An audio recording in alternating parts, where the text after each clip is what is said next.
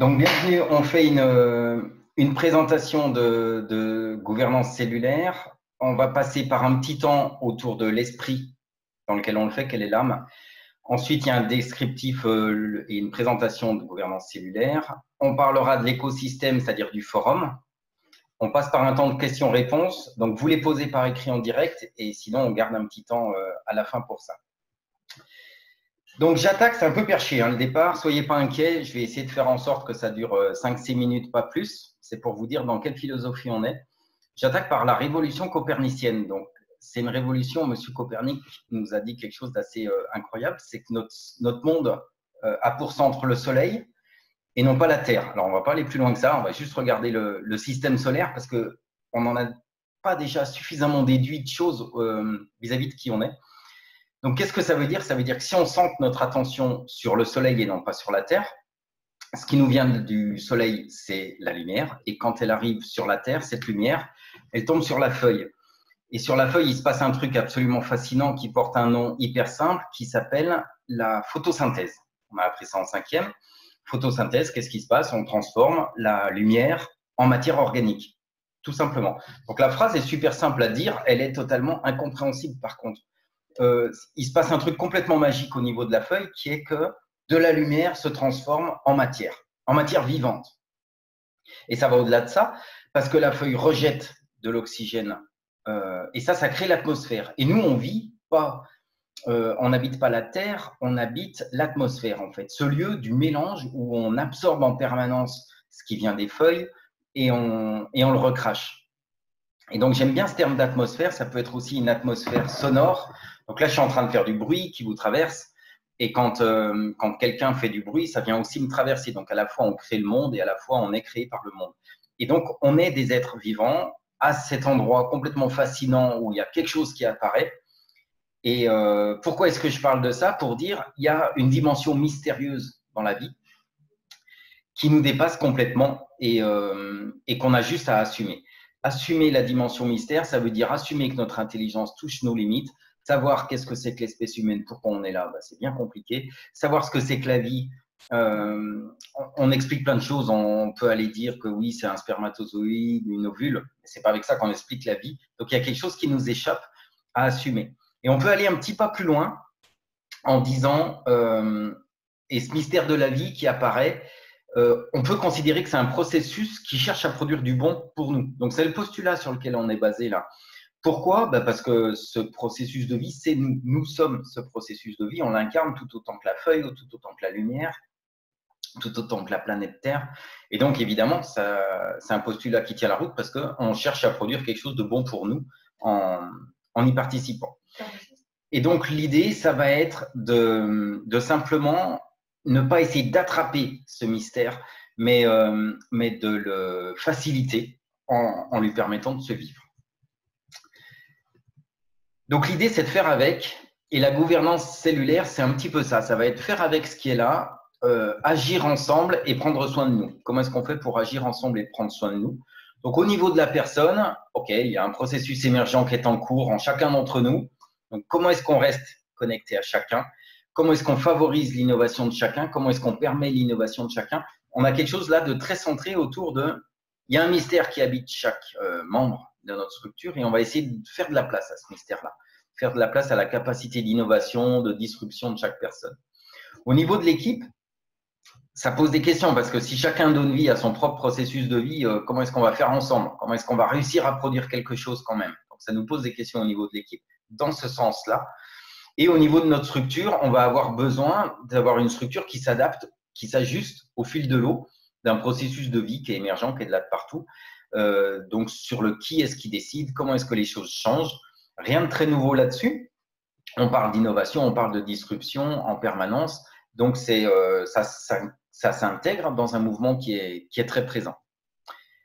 Alors, voilà mon intro. Je suis content, je l'ai fait beaucoup plus vite que toutes mes simulations. On rentre maintenant dans ce que c'est que la gouvernance cellulaire. On a vu le sens que ça avait, le sens philosophique que ça a, ce qu'on cherche à créer comme monde. Et on va regarder. Alors, je vous la présente au départ en partant de la structure, c'est-à-dire comment est-ce qu'on est organisé en tant que structure. Pardon, j'attaque par la raison d'être.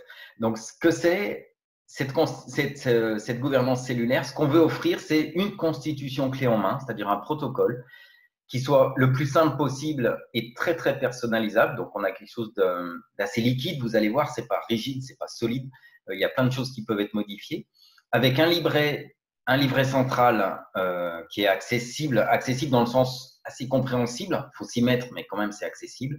Et qui est complété par des briques optionnelles. Je rentrerai vraiment dans le détail tout à l'heure. Mais ce qu'on a en dessous, c'est important. Nous considérons les professionnels capables de construire leur propre organisation à la fois performante et saine, par ajustement et par apprentissage successif. Alors, pour parler de la gouvernance cellulaire, on a aussi écrit son apoptose. On a Colin qui est ici et qui nous a dit, tant qu'à parler de cellules, parlez donc d'apoptose. L'apoptose, c'est la programmation d'une cellule qui définit à l'avance quand est-ce qu'elle disparaîtra, quand est-ce qu'elle va mourir. Donc, c'est la mort programmée. Donc là, ce qu'on a dit, c'est que gouvernance cellulaire, ça disparaîtra le jour où nous n'en aurons plus besoin. Donc, soit pour laisser chacun engager ce qui lui paraît utile à la structure, soit pour se demander mutuellement ce dont nous avons besoin, soit pour savoir traverser des conflits de manière bénéfique et utile, et soit pour savoir actualiser une raison d'être qui soit ajustée au monde dans lequel on vit, ajustée à nous et suffisamment motivante pour chacun d'entre nous. Voilà. Donc là, maintenant, je rentre dans comment ça fonctionne. On a un mode de fonctionnement par cercle. Donc, un cercle, c'est une équipe. Dans un cercle, à chaque fois, on va avoir quelque chose qu'on appelle la raison d'être. C'est-à-dire que notre équipe, elle est là pour une certaine raison d'être. Elle a sa vocation, quelque chose qui manquerait au reste de la structure si elle n'était pas là.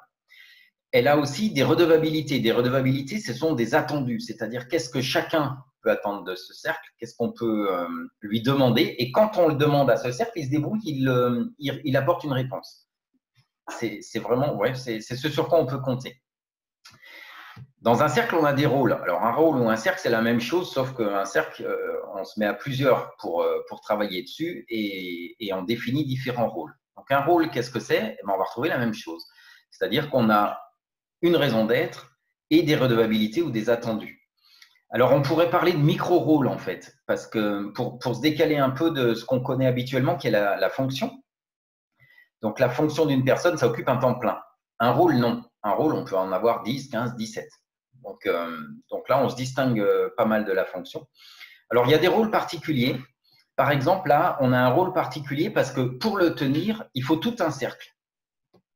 Donc, si je prends l'exemple d'une équipe de télévision, on pourrait avoir là le rôle reportage. Et dans ce rôle reportage, il y a tout un cercle qui est organisé avec des preneurs de son, des journalistes qui font partie de ce cercle. Et puis, on a d'autres types de rôles qui sont des rôles de référents. Donc là, par exemple, on pourrait avoir un référent, si je reste sur cet exemple, des preneurs de son. Les preneurs de son sont représentés au sein du cercle, mais par contre, ils ne sont pas eux-mêmes organisés en cercle. Donc, on a une différence. Alors, j'ai une question. Est-ce qu'un rôle peut être effectué par plusieurs personnes? Alors, un rôle peut être tout à fait effectué par plusieurs personnes. C'est exactement l'exemple sur lequel j'étais, c'est-à-dire que le rôle preneur de son, là, on peut avoir plusieurs personnes qui sont preneurs de son. Et de la même manière, dans notre cercle reportage, on pourrait avoir un rôle preneur de son qui soit affecté à plusieurs personnes. Tout à fait. Donc ensuite, on taffe, on fait le job, on réalise notre travail. Donc on met de l'énergie pour réaliser notre rôle. Et en se confrontant à la réalité, il y a un moment donné, il y a quelque chose qui apparaît qui ne fonctionne pas comme on aimerait. On appelle ça une tension. Donc, quelque chose qui ne fonctionne pas comme on aimerait, c'est soit parce que j'aimerais bien que ça soit beaucoup mieux. Je suis motivé, je vois quelque chose qui pourrait fonctionner. Donc, moi, je suis preneur de son et j'ai vu un super nouveau matériel qui débarque sur le marché et qui va nous régler des problèmes. Donc, j'ai envie qu'on ait ce nouveau matériel.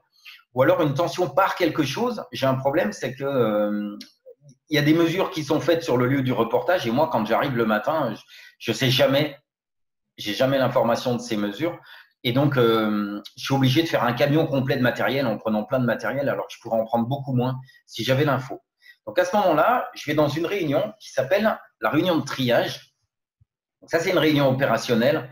C'est typiquement quand on a des réunions hebdomadaires dans certaines entreprises, ça va être la réunion de triage. Une réunion de triage, on arrive dedans. Et on va demander au rôle qui est en charge de faire les mesures, si je garde mon exemple, ce dont on a besoin. Là, je reviendrai sur cet exemple tout à l'heure. Ensuite, on a autre chose, c'est qu'à un moment donné, on va poser une question et il n'y a personne qui est en charge de répondre. Donc là, on va créer le rôle. Et donc, on a une réunion de réorganisation. Alors là, c'est assez génial parce que la réorg, c'est quelque chose qui fait peur souvent.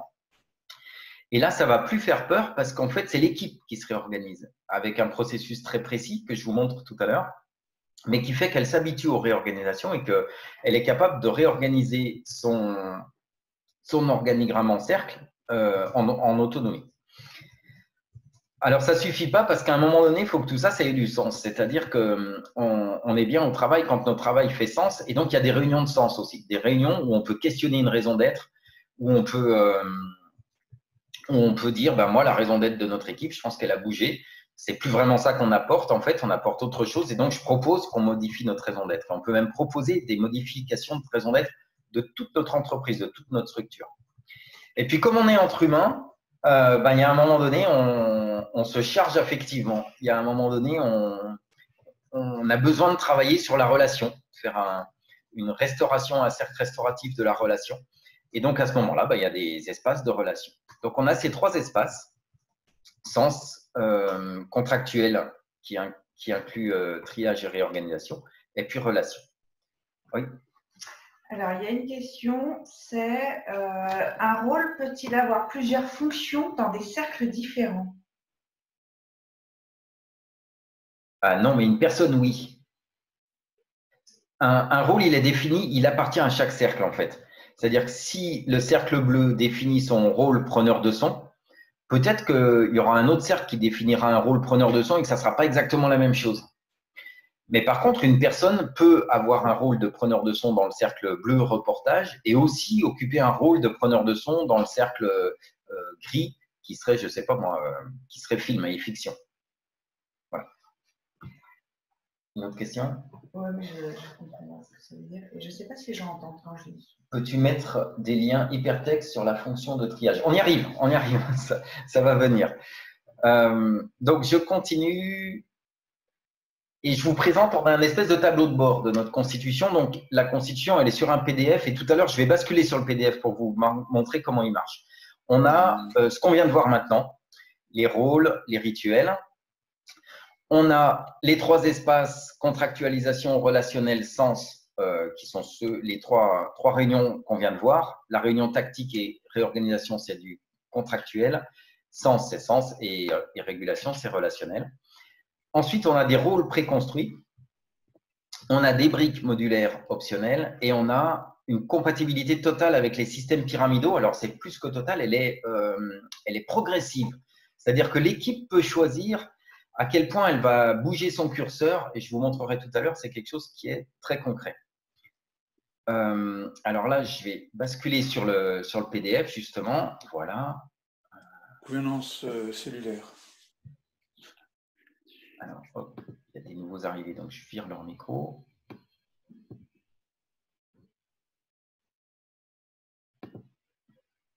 Jean-Luc. Oui. J'en profite pour te dire une chose, j'ai eu du mal à te rejoindre parce que je pensais qu'en fait, je trouvais l'information sur Facebook. Peut-être qu'il y en a d'autres qui sont dans mon cas. Ça mériterait que sur la page Facebook, tu mettes le lien. Voilà. Tu fais comme tu veux, mais je l'ai dit. D'accord. Par contre, je ne peux pas le faire tout de suite là. Merci. Merci de l'info et on améliorera ça les prochaines fois. Donc, ça, c'est un PDF que vous pouvez télécharger sur le site internet, donc cellulargovernance.org, vous l'avez écrit ici en bas. Et je vais directement aller en bas, on a un petit bouton là à côté du V2.1 qui nous ramène sur le tableau de bord que je viens de vous présenter.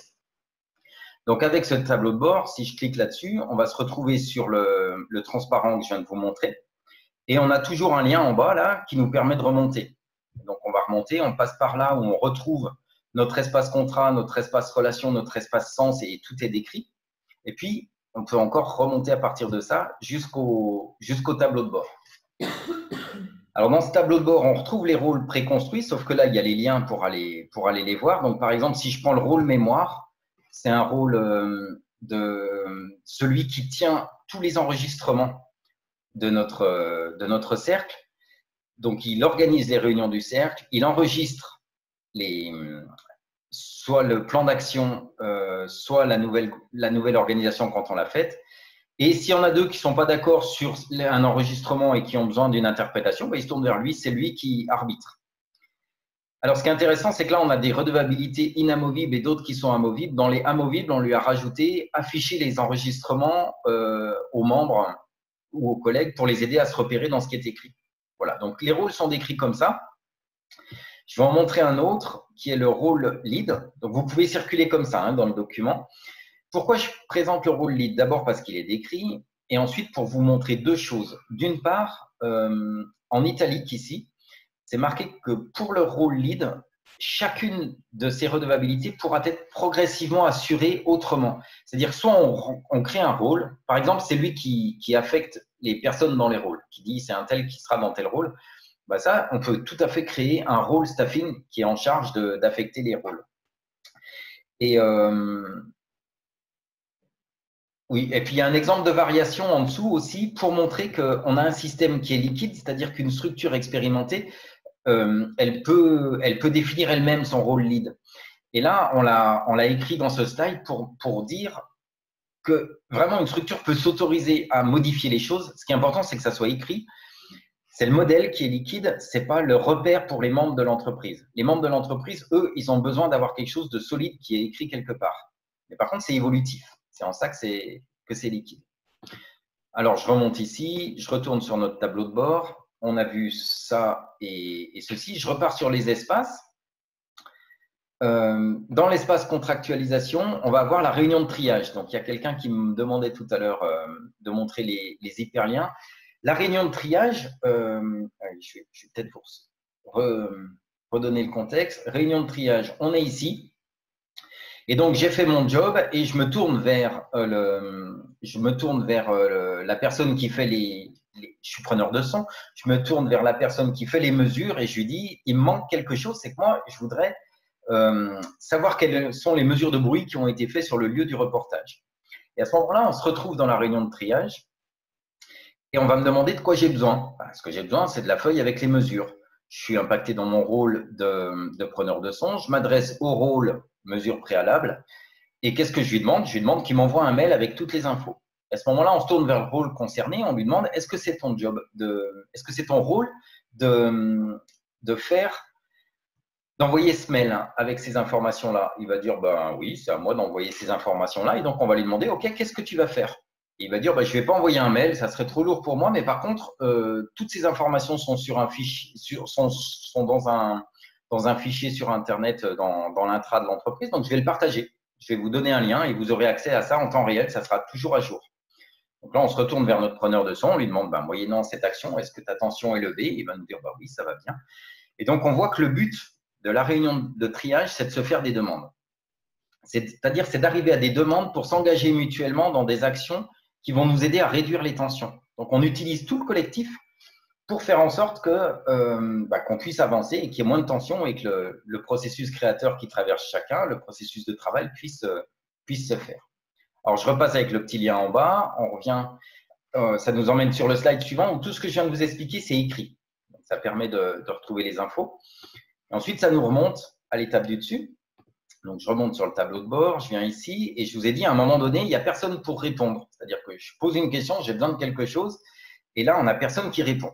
Par exemple, je me suis rendu compte qu'on a un problème légal et je voudrais que quelqu'un me dise ce que dit la loi quand on arrive sur un tournage. Est-ce qu'on a des autorisations à demander à l'avance ou pas? Personne dit, c'est mon travail. Dans ce cas-là, on va dans la réunion de réorganisation. Et alors, celle-ci, elle est écrite, il n'y a pas de dessin, mais on nous dit, donc chacun prend un ticket pour réserver un créneau et après, avec mon créneau, j'arrive. Et le rôle facilitation va me demander quelle est la proposition V1 et quelle est la réduction qu'elle réduit. La tension qu'elle réduit.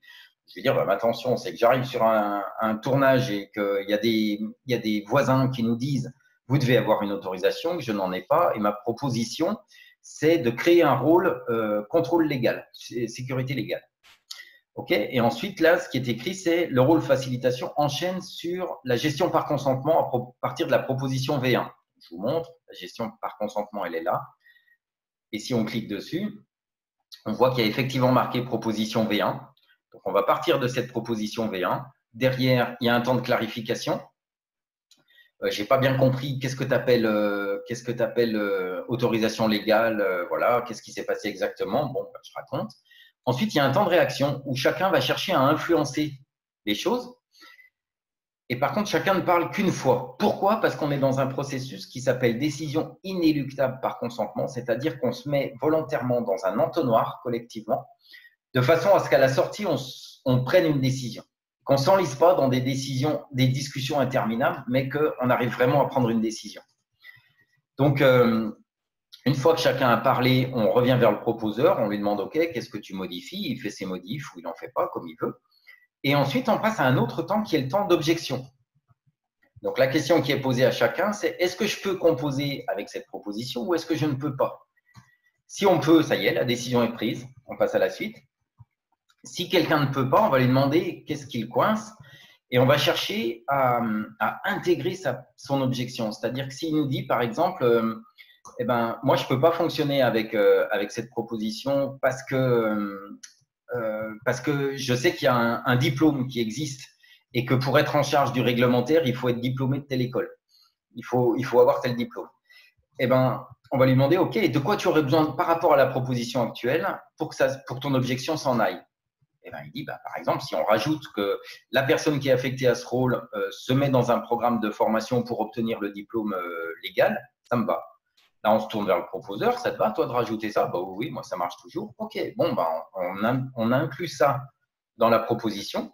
On refait un tour d'objection pour vérifier qu'il n'y a pas une nouvelle objection qui est apparue pour quelqu'un avec la modif qu'on vient de faire. Et une fois que tout le monde est d'accord, la décision est prise. Donc, voilà le processus de décision inéluctable. Pourquoi on l'appelle par consentement? C'est parce qu'il y a un effort énorme qui est demandé à chacun là, à partir de la V2, c'est de réussir à consentir à faire la proposition V2, même si j'ai une autre préférence, même s'il y a quelque chose que je préférerais, je sens que j'aurais une meilleure solution. Mais là, on ne cherche pas une meilleure solution, on cherche à décider, à avancer. Et après, une fois qu'on aura avancé, on verra ce que ça donne, et si ça crée une nouvelle tension, on y reviendra. Donc, comme d'habitude, derrière, tout est écrit. Et il y a même ici un slide en plus qui est le slide qui précise qu'on fonctionne par boucle itérative. C'est-à-dire, on se met dans l'action, on essaye, et puis on perçoit, on voit ce que ça donne. Et si à un moment donné, on se rend compte qu'il y a des difficultés, on revient. Par exemple, moi, j'ai fait une communication en allemand. Je pensais que tout le monde parlait en allemand, puis finalement, ça crée des tensions. Donc, je découvre en termes d'orientation que tout le monde ne parle pas en allemand dans mes collègues. Et la décision, ça va être que dorénavant, je vais essayer en anglais.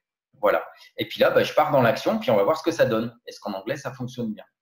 Et c'est ce principe de boucle itératif, donc là, ça s'appelle action, perception, orientation, décision, donc APOD, mais c'est plan, do, check, act. Hein, donc, c'est vraiment des systèmes qui sont hyper classiques, hyper connus. Mais ce que ça a de génial dans la façon de le mettre en place, là, c'est qu'on redéfinit ce que ça veut dire assumer le résultat de son travail. Assumer le résultat de son travail, ça veut dire faire ça. Ça veut dire percevoir les résultats, s'orienter, en déduire une nouvelle logique et à partir de ça, prendre une nouvelle décision. Et donc, c'est hyper protecteur pour les humains parce que du coup, ce qui nous est demandé pour assumer notre travail, ça ne va pas être de se dire « Ah ouais, j'ai été nul, je ne suis pas bon. » Non, ça va être simplement de décider de la suite. Alors, j'ai une question. Alors, on a une question qui est, c'était ce que tu as abordé avant. Une objection impérative, cela consiste en quoi? D'accord. Est-ce qu'on peut donner un exemple qui parle d'une objection impérative? D'accord. Donc là, l'objection impérative, c'est une objection qu'il est impératif d'intégrer dans la proposition. Tout à l'heure, j'ai expliqué comment est-ce qu'on l'intégrait, mais effectivement, ce qu'on cherche, c'est à prendre rapidement une décision pour pouvoir en prendre d'autres, pour pouvoir se donner du temps à faire autre chose.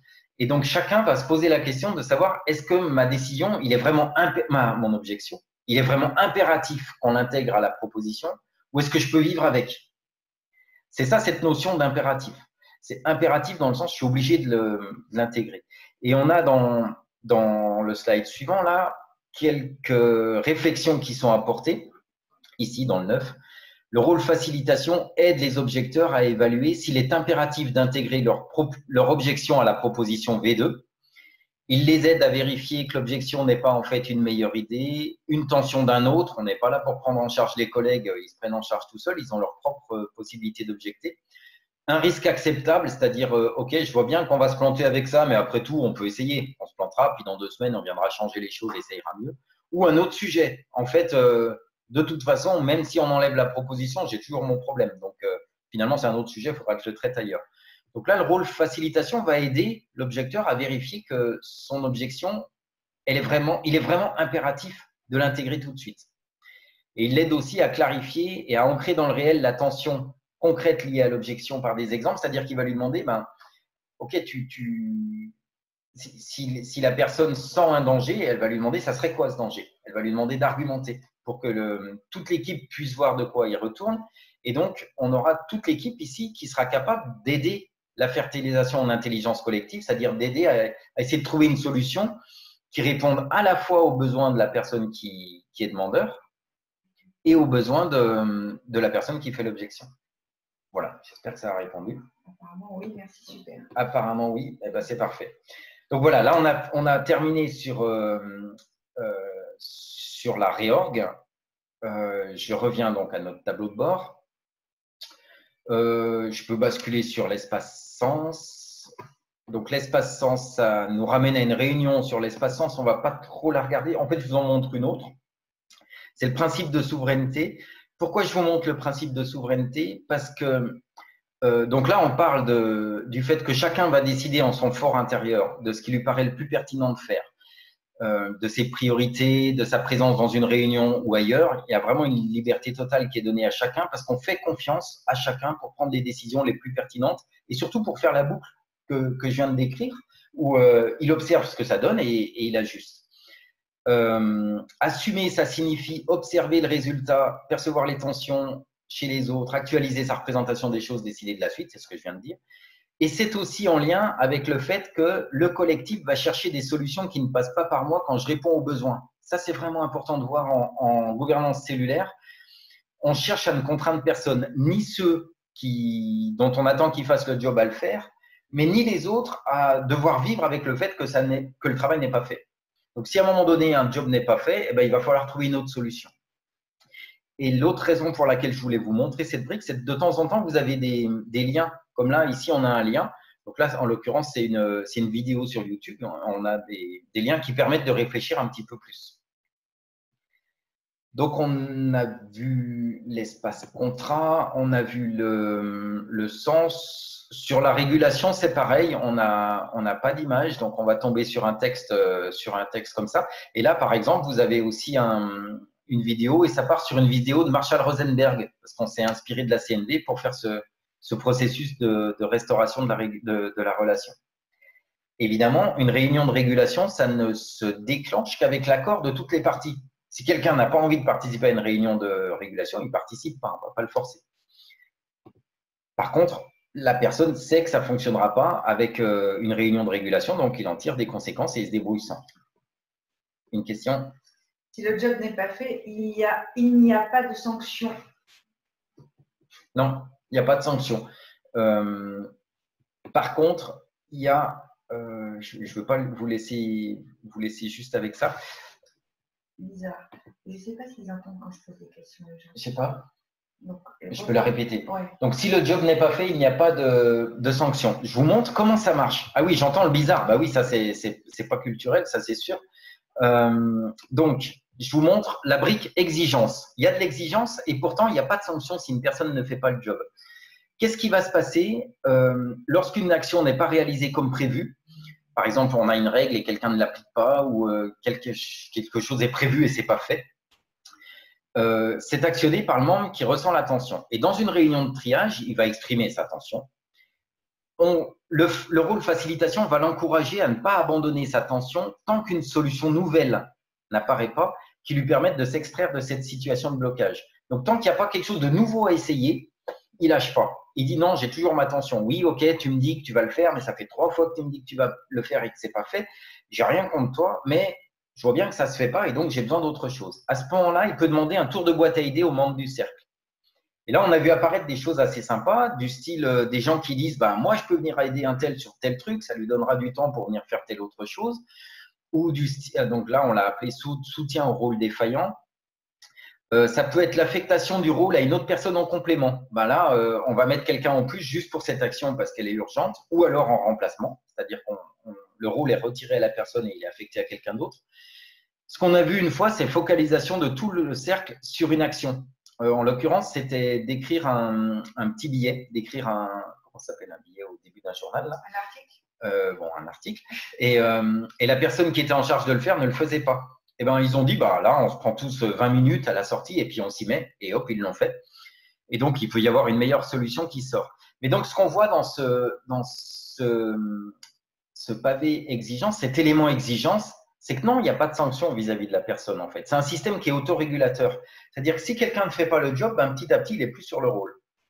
Et s'il sort de tous ses rôles, ben, à un moment donné, il y a un problème avec la structure dans laquelle il travaille parce qu'il n'a plus sa place. Mais par contre, il n'y a pas de système de sanction, ça se fait tout seul. Alors, je remonte à l'étage du dessus pour ne pas me perdre et je pars sur les briques. Donc, il y a des briques optionnelles. Des briques optionnelles, c'est parce que si on avait tout écrit dans la Constitution, on se serait noyé. Donc là, je vous ai présenté à peu près toute la Constitution et on a un système de briques. Donc, oui. Est-ce que peut-être tu peux demander aux gens s'ils ont des questions avant de passer dans les briques? Ça ne va pas faire trop d'infos. Non, c'est bon. Bon, on va voir. Donc, si vous avez des questions, ceux qui viennent de nous joindre, vous les posez par écrit et on regarde s'il est pertinent de répondre tout de suite. Donc, dans les briques, je vais prendre la première, par exemple, c'est la responsabilité de membre. Alors, donc là-dedans, on a défini plusieurs responsabilités de membres. Je vous laisse regarder, mais en particulier le fait qu'il tient compte des priorités de son cercle, qu'il examine, c'est lui qui définit ses propres priorités. C'est lui qui définit à quel moment il arrête sa journée, donc il est en charge de son équilibre vie professionnelle, vie privée. Il y a une priorité de coopération, c'est-à-dire que quand quelqu'un lui demande quelque chose, il doit le prendre en compte. Le prendre en compte, ça veut dire qu'il note dans sa liste de choses à faire, ça ne veut pas dire qu'il le fait tout de suite, mais il le prend en compte, il le prend en considération. Il y a un devoir de transparence sur demande, c'est-à-dire que si je demande à quelqu'un à quelle date tu prévois de réaliser telle action dont j'ai besoin, ben, il doit me répondre. Mais c'est une prévision, ce n'est pas un engagement. Voilà. Alors, pourquoi cette brique, elle n'est pas dans les éléments cœur requis? Parce qu'en fait, on n'en a pas besoin. C'est-à-dire qu'il y a des équipes qui peuvent fonctionner sans qu'on ait besoin d'activer la brique responsabilité de membre. Et peut-être qu'à un moment donné, il y a des gens qui ne vont pas être d'accord sur ce qu'ils ont à faire, sur ce à quoi ils doivent s'engager. Ben, ça sera le moment de l'activer. Et peut-être qu'au moment de l'activer, ça occasionnera une petite réunion pour la modifier, pour l'ajuster en fonction des besoins de la structure. Donc, ça fonctionne comme ça, les briques.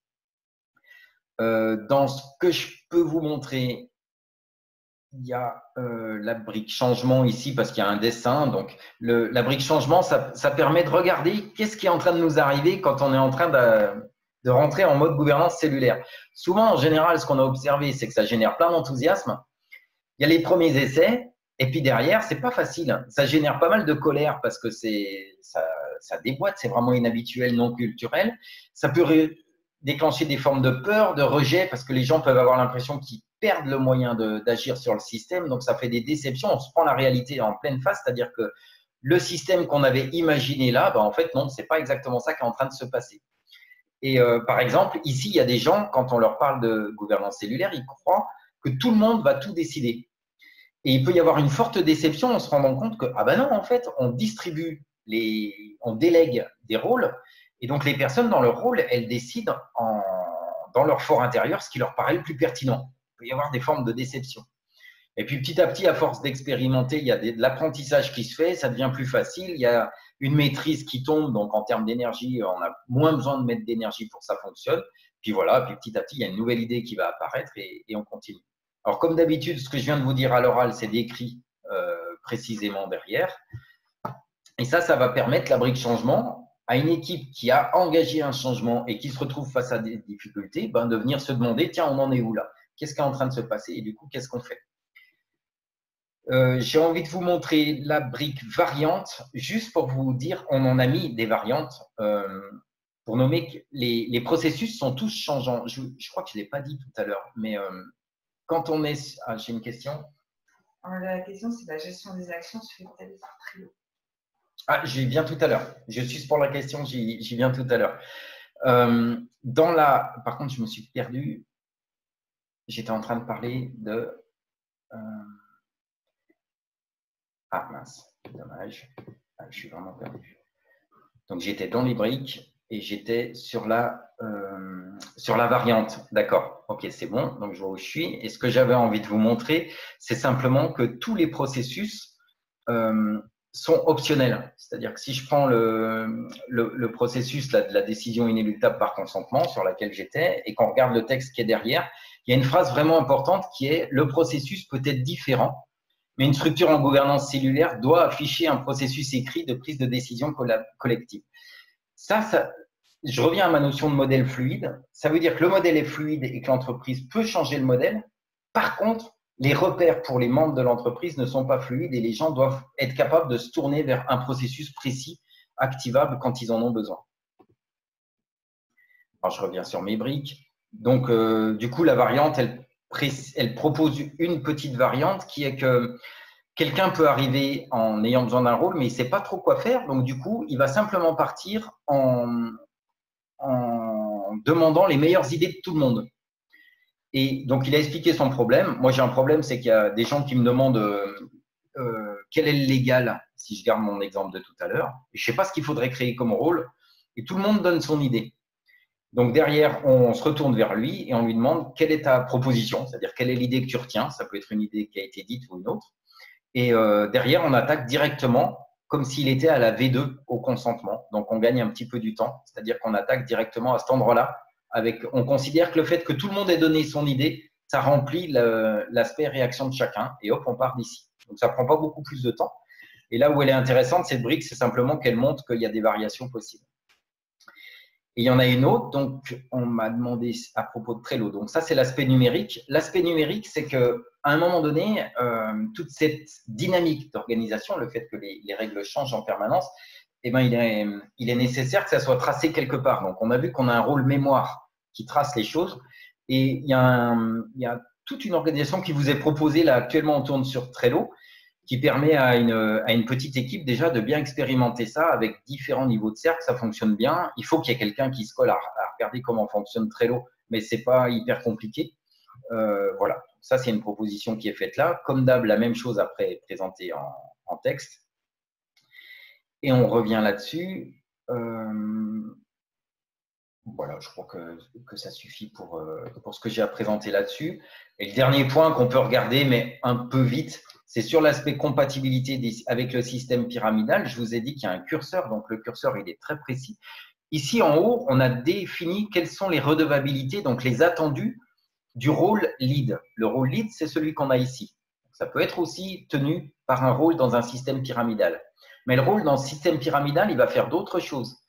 On va attendre de lui qu'il perçoive l'environnement, qu'il oriente la raison d'être de son équipe, qu'il organise l'équipe, qu'il fasse l'organigramme, qu'il définisse les priorités, qu'il prenne en compte les demandes des membres, qu'il donne du feedback, qu'il fasse du recadrage et qu'il prenne les décisions.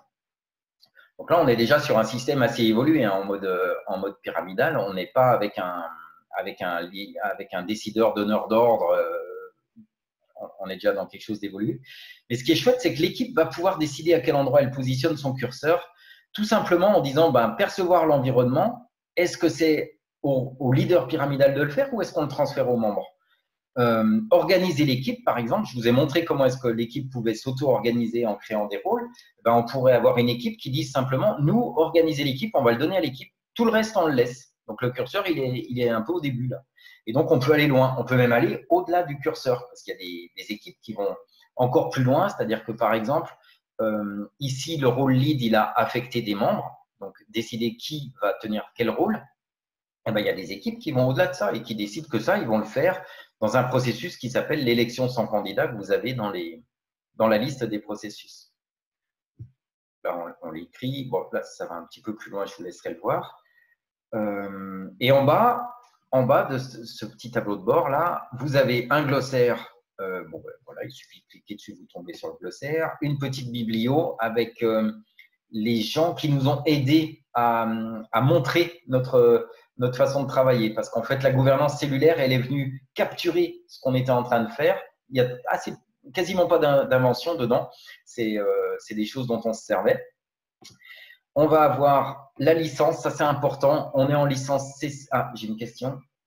C'était sur pyramidal, qui est à la tête en position pyramidale. Ah bon, position pyramidale, celui qui est à la tête, c'est le chef. Si on est dans un système pyramidal, il y a quelqu'un qui est nommé comme étant le leader de l'équipe ou le manager ou le chef, je ne sais pas comment il s'appelle, mais on est dans un système classique. Voilà.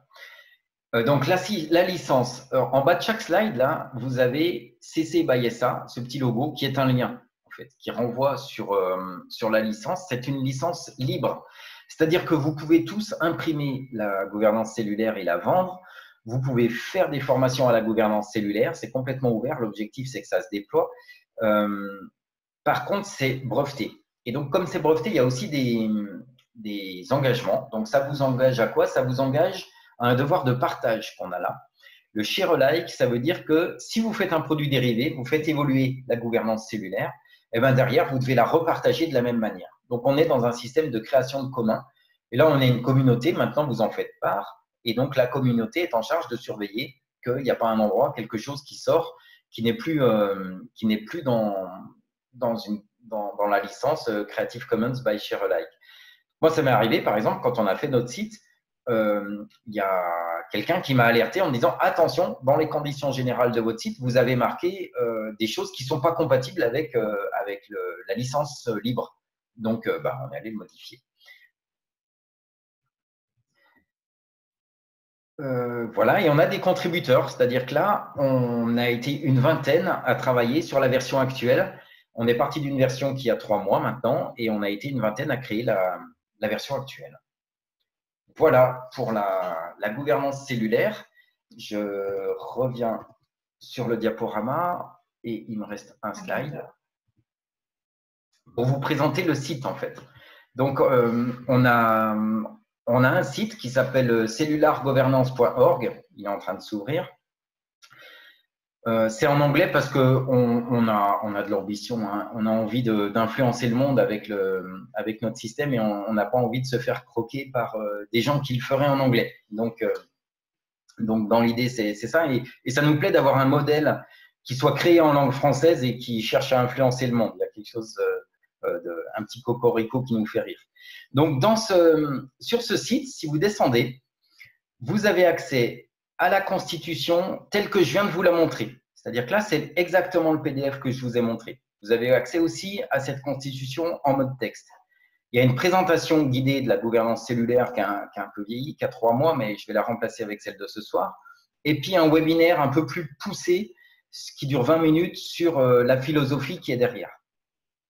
Et en dessous, vous avez un forum. Donc, dans ce forum, c'est un espace où vous pouvez poser des questions. Et vous pouvez arriver sur le forum en disant, voilà, dans mon équipe, on a essayé de faire telle chose, il s'est passé ça, j'ai été un peu déçu, je ne m'attendais pas à ça. Et voilà, il y a des gens qui vont vous répondre. Et notre idée là, c'est une idée de l'économie du don, c'est-à-dire qu'il y a des gens qui vont vous répondre, il y a des gens qui vous répondront parce qu'ils sont dans des entreprises qui fonctionnent comme ça, donc ils savent faire, mais il y a aussi des gens qui vous répondront parce que c'est leur métier comme nous. Et donc, vous serez en lien avec des consultants. Et là, l'intérêt, c'est qu'à un moment donné, une entreprise aura besoin de se faire accompagner parce que le changement culturel, il est énorme. Le changement intellectuel, à comprendre, ça va. Si vous plongez un peu dans la Constitution une paire d'heures, vous aurez compris beaucoup de choses. Mais à vivre, c'est vraiment difficile. Et donc, dans notre idée, à un moment donné, quand il y a besoin d'accompagnement, vous serez capable de repérer un consultant avec qui dont vous aimez bien les interventions, qui habite pas loin de chez vous, et vous pourrez rentrer en relation avec lui. Voilà. Là, on est au bout, cette fois-ci. Donc, je vais arrêter mon partage, me retrouver avec tout le monde. Alors, peut-être 2 questions. Moi, j'ai répondu, mais tu peux peut-être clarifier toi. Une première, c'est comment faire partie du collectif. Et une deuxième, votre méthode de gouvernance est-elle différente de la sociocratie ou de l'allocratie? Ok. Donc, moi, j'ai dit que la méthode s'inspirait de ces bases-là, entre autres, mais qu'elle était différente. Ouais, c'est rien de le dire. Donc, à partir de maintenant, quand vous avez une question à poser, vous pouvez enlever votre micro enfin, activer votre micro et poser votre question. La première, c'était? Comment faire partie du collectif? Alors, comment faire partie du collectif? Ça peut être en réagissant sur le site. C'est essentiellement par le site, en fait. C'est d'expérimenter la méthode, d'essayer et de venir témoigner de ce que ça donne pour vous. Donc, sur le forum, sur le forum du site. Si vous avez des envies de modification, c'est pareil, vous les postez directement dessus. Moi, quand je les vois, en fait, je viens mobiliser des gens à qui je pense en me disant, tiens, un tel, il pourrait réagir là-dessus. Et hop, on crée des petites discussions et c'est ce qui nous fait avancer. Est-ce que c'est inspiré de la sociocratie? Oui, énormément. Tout le système de cercle, tout le système de gestion par consentement, c'est de la sociocratie. Donc, vous retrouvez ça dans la bibliographie. C'est pour ça que j'ai mis une bibliographie. Est-ce que c'est inspiré de l'holacratie? Oui. Et pourquoi est-ce qu'on va un pas plus loin? Parce que l'holacratie est partie sur sur une autre tactique. C'est-à-dire que l'holacratie supprime tout ce qui est relation et supprime tout ce qui est question de fond sur le sens. Holacratie rejette les valeurs profondes des membres de la structure. Par exemple, Brian Robertson est très clair dans son livre là-dessus. Il ne veut pas se faire dominer par des membres qui amèneraient leurs valeurs profondes. Alors que nous, on donne de la place pour ça. De la même manière, il ne veut pas faire de la place à la relation parce qu'il estime que la relation, c'est trop beau, l'amour, c'est trop beau pour se servir de ça pour produire. Bon, nous, on part sur un autre postulat qui est la relation, elle est là. De toute façon, l'humain, il est là, avec ses valeurs profondes. Et on n'a pas… En fait, on a aussi créé le monde dans lequel on aimerait vivre. Et en fait, nous, ça nous plairait pas de vivre dans un monde où on arrive à y vivre d'une manière quelque part déshumanisée parce qu'on a enlevé la relation et on a enlevé le sens profond. Voilà. J'espère que ça répond.